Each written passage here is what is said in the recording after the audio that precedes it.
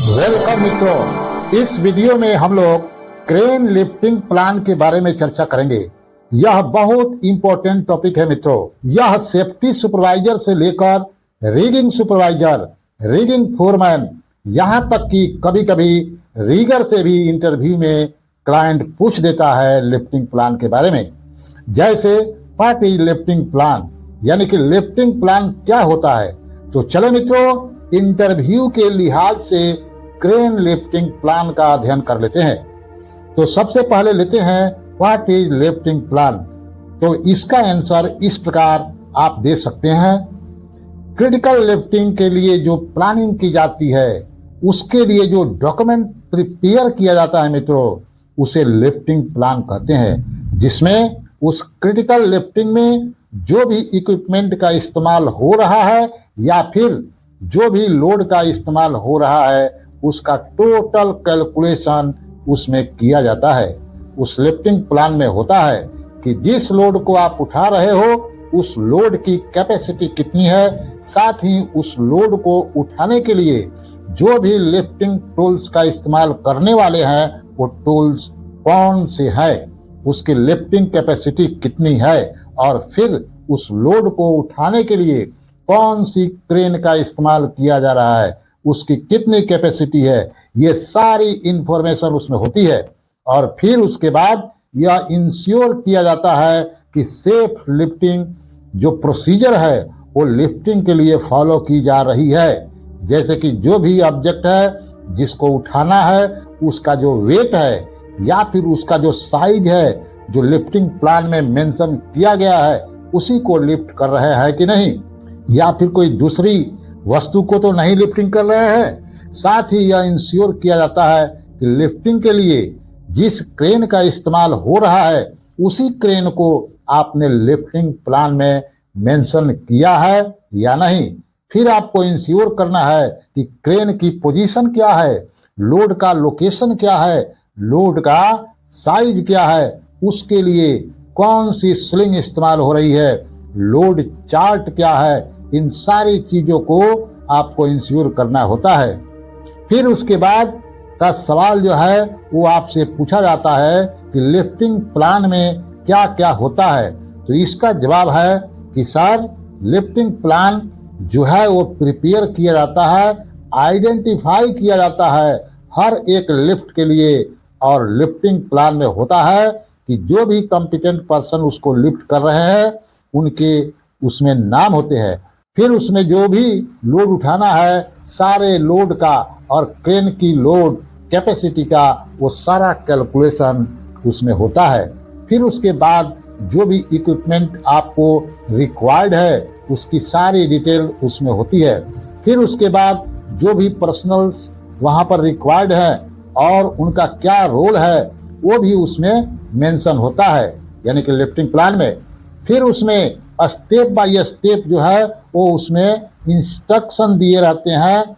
फिर उसके बाद कौन सी कम्युनिकेशन मेथड जो है जिसका आप इस्तेमाल करने वाले हैं, वो भी उसमें मेंशन होता है। उसके बाद जो भी रेस्क्यू प्लान है वो भी उसमें अटैच होता है एक लिफ्टिंग प्लान में। तो इस प्रकार आपको ये सारी बातें इंटरव्यू में बतानी है मित्रों। अगला सवाल आपसे पूछा जा सकता है कि किस कंडीशंस में आपको क्रिटिकल लिफ्टिंग प्लान की जरूरत होती है।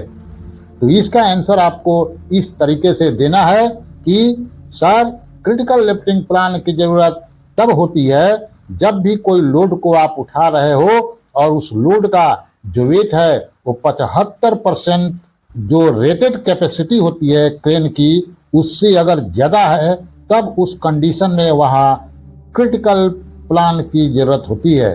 फिर दूसरा कंडीशन है मित्रों कि जिस लोड को भी लिफ्ट करना है और उस लोड को लिफ्ट करते समय अगर ऑपरेटर उस लोड को देख नहीं पाता हो, तो उस कंडीशन में भी क्रिटिकल प्लान की जरूरत होती है।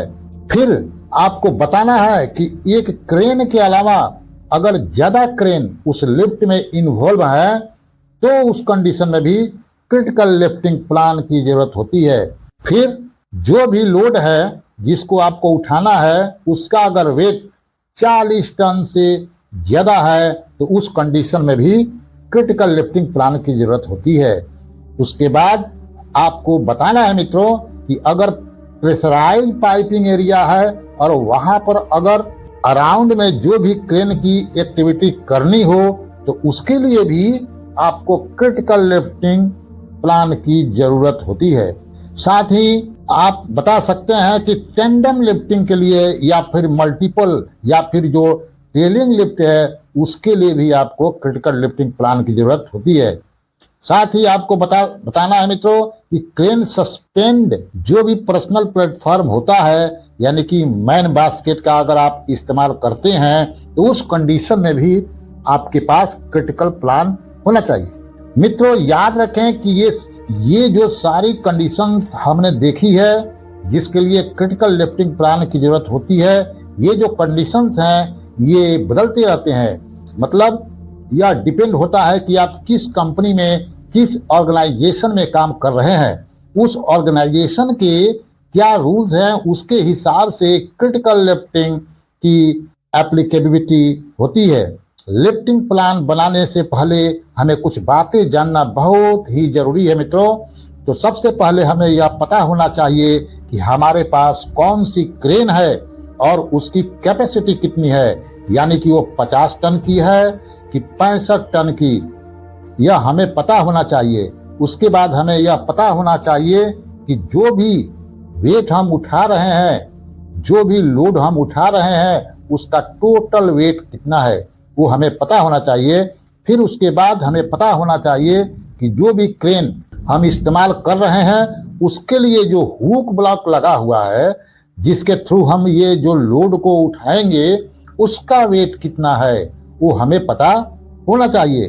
फिर हमें पता होना चाहिए लोड चार्ट के बारे में जो क्रेन में होता है। मित्रों आपको यह बात ध्यान में रखना बहुत ही जरूरी है कि जैसे जैसे बूम की लेंथ बढ़ती जाती है वैसे वैसे क्रेन की जो लिफ्टिंग कैपेसिटी है वो कम होती जाती है। लोड चार्ट के बाद आपको यह ध्यान में रखना है कि उस क्रेन का बूम लेंथ कितना है, यह बात आपको पता होना चाहिए। फिर आपको पता होना चाहिए कि क्रेन का रेडियस कितना है, वो भी आपको पता होना चाहिए। ये सब बातें जब आपको पता होगी मित्रों तभी आप लिफ्टिंग प्लान अच्छे से बना सकते हैं। मित्रों और अधिक जानकारी के लिए आप इस चैनल के प्लेलिस्ट का दौरा बेझिझक कर सकते हैं। प्लेलिस्ट में आपको ढेरों सारे वीडियोज मिल जाएगी जो आपको निश्चित रूप से क्लाइंट इंटरव्यू में मदद करेगी। वीडियो देखने के लिए बहुत बहुत धन्यवाद मित्रों। Best of luck.